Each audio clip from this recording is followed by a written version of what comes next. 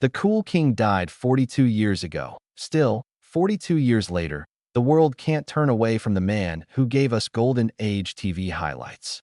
Steve McQueen passion has taken life all over again due to what was found in his long-locked storage container. Since his death in 1980, its contents have remained sealed and unaltered, locked up tight. What was within was unknown. No one dared guess too far. For decades, it was a Hollywood mystery whispered about, but never solved, previously predicted to unravel.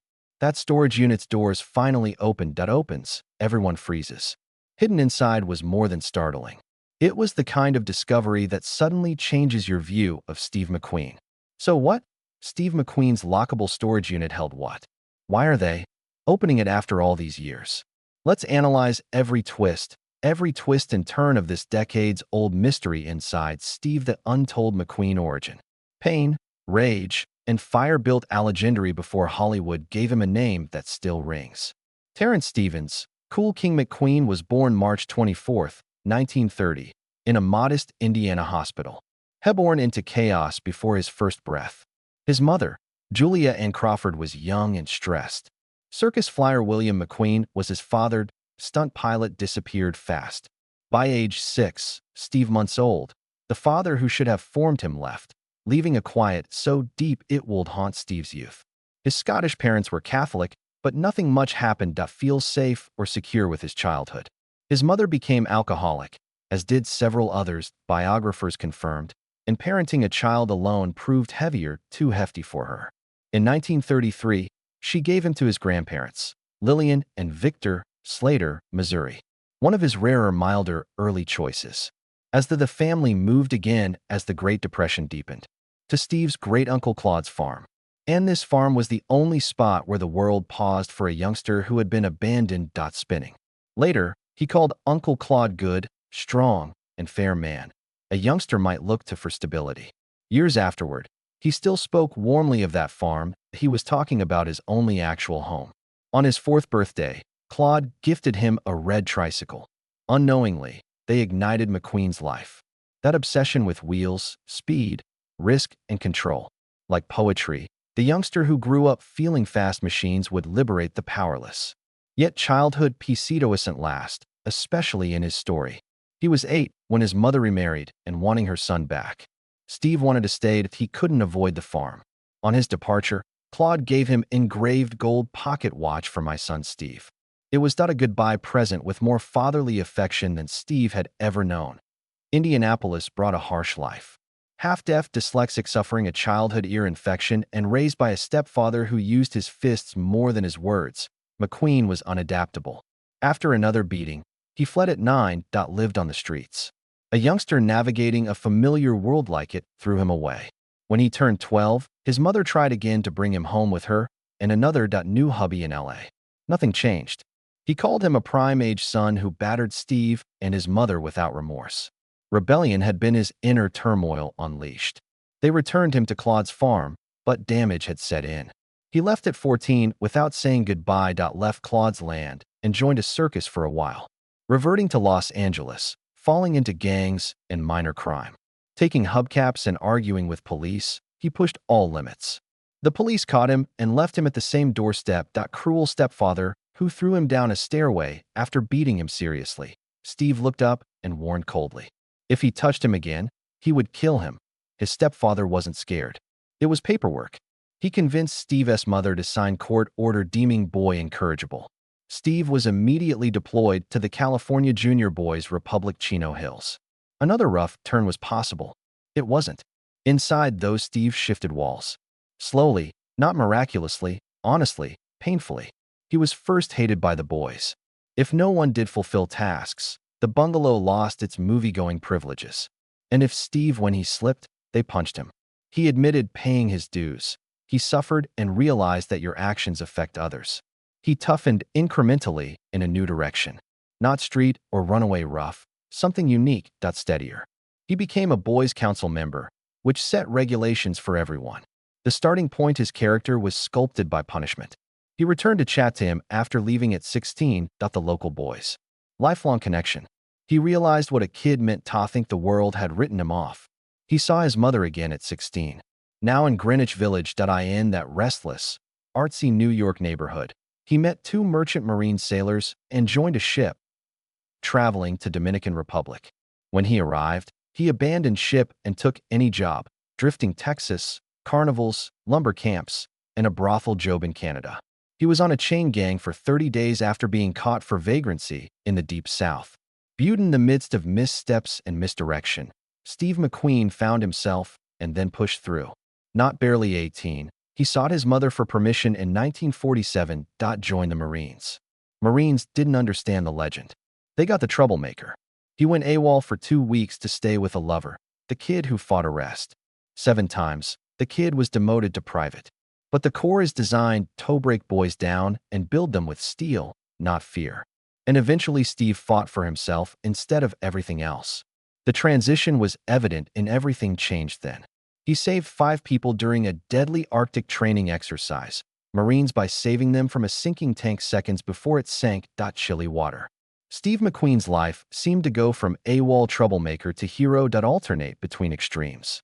He served valiantly until 1950, and afterwards said Marines magnified him. For the first time, he sensed direction. Purpose, a jumping platform. Jumping. He made his way. McQueen returned to New York in 1952 on the GI Bill. And entered the world that would claim him. Enrolled at Sanford Meisner's neighborhood, the Playhouse let him express his youthful emotions. His teacher was Stella Adler. And Utah Hagen, learning how to sharpen his natural edge. His first words on stage was, "All is lost." It's eerie how that line suited him perfectly till then. But off stage, he leaned into speed, his alternate identity since that red tricycle. He bought Harleys, raced triumphs in Long Island City on weekends. He won frequently, taking home $100 every weekend. He showed he wasn't just an adrenaline junkie. His talent was real. His early acting career expanded gradually. Tiny parts in Peg My Heart, Member of the Wedding, and 2 Fingers of Pride, then A Hat on Broadway, rainy 1955. He moved west after Hollywood beckoned to Echo Park to pursue a dream he wasn't convinced he deserved, but Hollywood spotted him instantly. A manager, Hilly Elkins, noticed him after his 2-part Studio One presentation, who thought B-Move were Steve's ideal playground for teething. And he did. Someone Up There Likes Me, The Blob, Never Love a Stranger, and Great St. Louis Bank Robbery. Each step brought him closer to breakthrough. Television made him famous. Hestered on Tales of Wells Fargo before landing the life-changing job. Wanted bounty hunter Josh Randall, dead or alive. The Mayor's leg rifle holster hybrid transformed him. TV antihero fans didn't know what to expect. He introduced suspense, danger, and simmering distance that felt totally his. Soon after, Sinatra handed McQueen a life-changing boost by replacing Sammy Davis Jr. in Never So Few. And John Sturgis then cast him in The Magnificent Seven. McQueen's delicate scene-stealing, spinning shotgun shells, adjusting his headgear, polishing his gun, enraged Yul Brynner energized audiences. Steve had unteachable presence. Next came The Big Escape, Motorcycle, Pursuit, Leap. Although Bud Ekins performed Genuine Jump, Steve became the face of a cinematic classic. History. So the crown fit. Not simply an actor anymore. He was a phenomena. His mythological career was complemented by the life he never gave up to Hollywood. Racing. Off-road, on-road, dirt, track. He loved the hum of an engine. He raced minis in Britain, completed Sebring with a cast foot, and poured his soul into lemon. He competed off-road as Harvey Mushman. Through he funded the renowned motorbike documentary Oni Sunday and raced Baja. By early, he was more than a movie star in the 1970s. He symbolized American danger, revolt, grit, and cool in one dude. However, every victory he had tasted shared origins.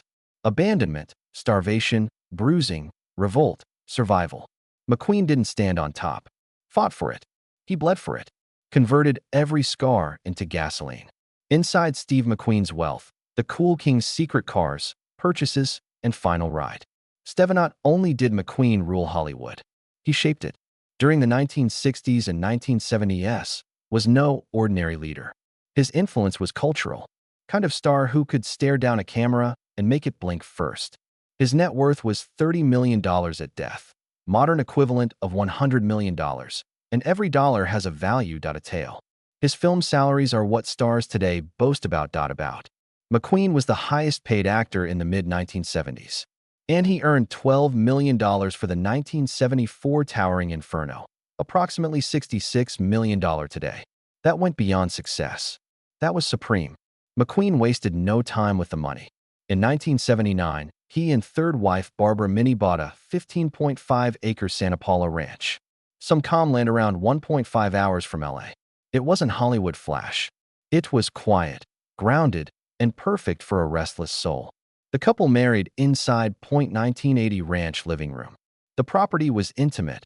Bhuta 4,500 square foot hangar was a surprise. McQueen filled it with automobiles, and motorcycles were his passions. It helped because Santa Paula Airport was nearby that he could maintain his treasured Stearman Model 75 biplane just steps away from home. Nobody could have guessed how valuable his collection would be after he died. That was gone. McQueen didn't buy toys. A legacy was being built. The man owned over 130 motorcycles and scores more flashy automobiles. Ferraris, Porsches, Jaguars were swift and historic, matching Machine's personal myth. Fans saw McQueen as a movie star. For collectors, he became something else totally. Petrolhead patron saint.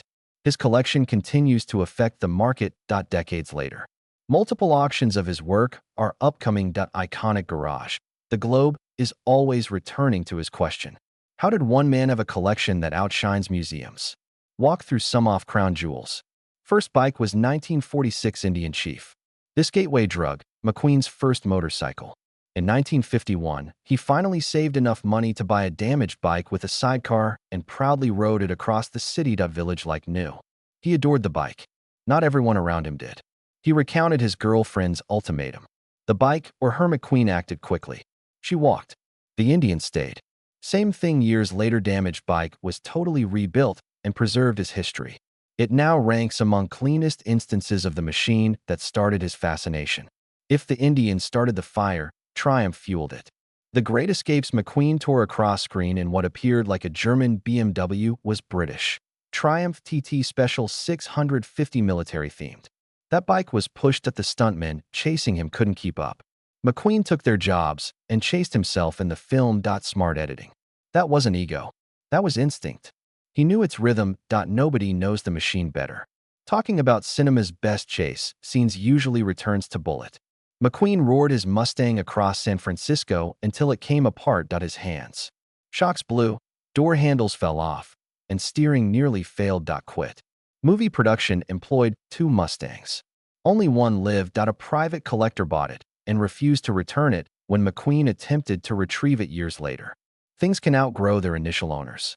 It was one of them. Including McQueen's clothing from film is mythic. The auction estimate for his tweed bullet jacket was close to $800,000. When nostalgia is linked to a legend, it holds significant significance. Racing fans revere Llama. McQueen recorded it as a documentary-style film. Rough, noisy, and hazardous, the Porsche 917K from the film ended up in Jerry Seinfeld's collection. The set requires multiple hero cars. Several copies were made. However, some were sacrificed in realistic crash sequences. Even his movie watch, the Hoyer Monaco, became a collector's item. One of the 6 pieces utilized in the shot sold for a staggering $2.20 million. The simplest of McQueen's toys, a Chevrolet pickup camper conversion, is the most memorable. He bought it impulsively, as usual. When he and Barbara passed a farm worker driving the car, McQueen turned around, wrote a check, and claimed it. Nothing flashy, just a strong old vehicle with character. The truck became his primary vehicle in his dying days. He never took another ride. Years later, it was auctioned, carrying the quiet weight of those memories. McQueen's collectibles keep breaking records after his death. His 1937 Crocker motorcycle sold for $276,000 in 2006. His 1963 Ferrari 250 GT Luzu Berlina earned $2.3 million in 2007. His timepieces were a world of their own. McQueen owned many and was closely associated with Hoyer over his lifetime. The cooperation continued after his death. Even today, Tag Heuer pays his estate for image use. An identical Monaco watch from Le Mans reappeared. Collectors didn't hesitate. It rose to $2.208 million. For the iconic guy, not the watch. Steve McQueen left more than just films, quotes, and blurry stills. His legacy includes machines he touched, drove, raced, broke, and rebuilt. He curated his collection for passion, not display. With time, passions become antiques, relics, and memories that can be valued but never entirely measured. After decades, Hollywood still remembers him. Collectors pursue him. The McQueen mythology endures as he never belonged to one world. He crossed them. The combination of film, speed, revolt, and elegance created a common language. That's why the story continues. Thus, auctions never cease. Thus, the King of Cool retains ownership of the route long after his departure. Hollywood attempted to conceal the true story of Neil Adams' encounter with Steve McQueen on Broadway at 23. She unknowingly entered a storyline twist typically seen in movies. Growing up in the Philippines, she worked her way into Carnegie Hall rehearsals. One night, she caught a glimpse of a handsome man who made her look twice. He also turned back from the wild part. This brief, unplanned, and nearly innocent event sparked a love affair that spanned decades, including marriage, divorce, new partners, and his 1980 death. She still remembered the beauty of the beginning. With his quiet assurance, he assured her he would take care of her. "I will always look after you," he said. Initially, she trusted promises made by someone who appeared to be straight out of a movie. She was turned by the movie real enchantment when she felt the cold steel nozzle of a pistol push on her head. All her illusions about him crumbled in that moment. She understood others were like her. She was the latest victim of a man who portrayed himself as an anti-hero, except with darker instincts. Hidden behind the fame and swagger was the true Steve McQueen, persistently abusive and unstable. They met in the 1950s, shortly after her relocation to the U.S. from the Philippines. They married quickly and had 2 kids. We mourn the passing of Terry Leslie, born June 5, 1959, in 1998, and Chad, born December 28, 1960, in 2024. However, his burgeoning family did not decrease the shadows around him. Neil discovered her husband's insatiable desire. Affairs were routine, not sporadic. He had multiple addictions, including a significant cocaine habit that fueled his paranoia. McQueen brought Nelle into the spiral one night to get high. The woman initially resisted, attempting to set a boundary, but he persisted. He suggested she drink some coke to alleviate her discomfort. She eventually conceded and regretted it immediately. More snorting made him crazy that he became confused and began asking if she had been unfaithful. She mocked him with a scathing comment, saying his was not the only golden in the West, exhausted and fed up. Sarcasm served as a last defense and a means of retaining some authority. She further twisted the knife by revealing that the man she was sleeping with was an Academy Award winner. Just that sent him into a nosy rage. In a fit of rage, he left and returned with a gun. With a frantic intensity, he pushed his body against her right temple. In a whisper, he warned her to confess or face death, promising to find the mysterious lover whatever. These stories were published after McQueen's death. Eventually, they created a pattern. His treatment of women was more about ownership than affection. He had the freedom to sleep with anyone, including prostitutes. But his wives had to be loyal till the end. After becoming pregnant shortly after the gun incident, Na's paranoia intensified. He questioned the baby's ownership and pressured her to have an unwanted abortion. Devastated by his interrogations and threats, she fled France to Britain to complete the task. She said years later that she could not sustain both the torture and a pregnancy, despite her desire for another child. Neela wasn't alone in this cycle. McQueen and Ollie McGra had instant chemistry on the set of The Getaway, despite her marital status.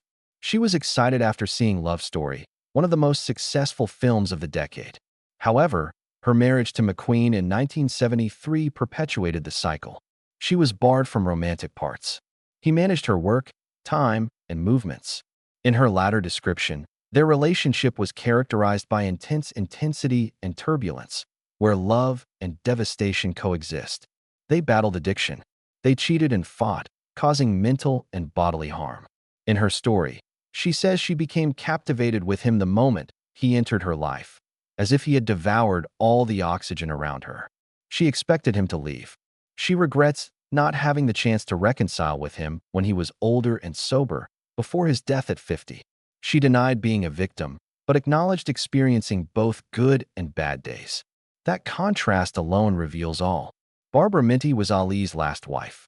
In 1977, McQueen arranged a meeting with her after the photo in an ad drew his interest. Their partnership lacked the intensity of previous ones. He was older, slower, and his fire was fading. They married in 1980 and went to California, where she remained by his side until his death from cancer a few months later. Barbara never remarried. The chapter was final for her. Steve McQueen left cool. The fiction of bikes, automobiles, and movies hid the struggle of women to stay together during the storms he brought into their lives. Some liked, others dreaded him. They all survived him in their own way. The discovery in Steve McQueen's unit left everyone stunned. Although the king of cool passed away 42 years ago, his legacy remains a global fascination. Steve McQueen had a rare presence, the kind that endures over time, without fading or softening. After years, his name is once again in the spotlight. People discovered his former Malibu getaway, where he escaped Hollywood's craziness. In the 1970s, McQueen was a top-earning actor, shifting between films like Bullitt, The Great Escape, and The Thomas Crown Affair. However, even legends tire of the spotlight. When McQueen needed privacy, he hid in his Malibu beach house, hidden in the cliffs. The mystery of that mansion persisted for decades. Although it was known that he existed, no one knew what remained of his life when his career was over. When the house relisted, the doors opened, rekindling the world's fascination with Steve McQueen. Not just a pretty Malibu estate. It was a time capsule, with panoramic decks, a private beach stairs, and hidden places for uninterrupted sand walking. Every element illuminated the legend's man. It was not flashy. It wasn't excessive. It was raw, human, uniquely Steve. The house's California chic decor and coastal vistas depicted a man's private life, previously only seen on screen. In a quiet, sunny space, the king of cool remained present decades after his death. What do you think about Steve McQueen's collections? Share in the comments. Do not forget to like, share, and subscribe. Also, click the next video on your screen.